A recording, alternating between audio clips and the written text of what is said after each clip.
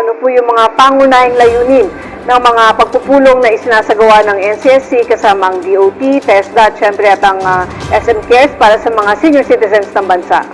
Alam mo, Asik Weng, ang sabi ng Pangulo natin, ang mga nakatatanda bilang haligi ng ating bayan should continue to be productive at sila dapat ay kasama rin sa ating economic revolution for our country.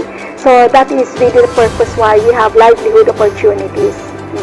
So ma'am, ano po yung mga konkretong kontribusyon ng bawat partner agency o institution sa mga livelihood programs ng NCSC?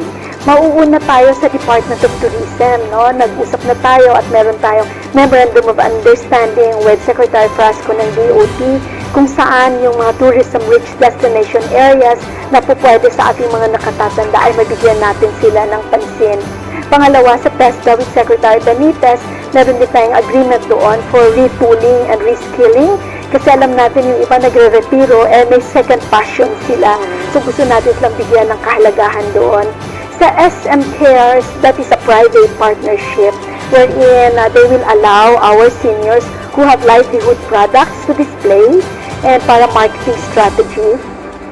Pangalawa ay kinausap natin sila kung pwedeng X number of their employees doon sa kanilang mga business partners sa loob ng mga SM malls na ibigay din sa ating mga senior citizens. So these are things that we are working on para dito sa trabaho sa bayan.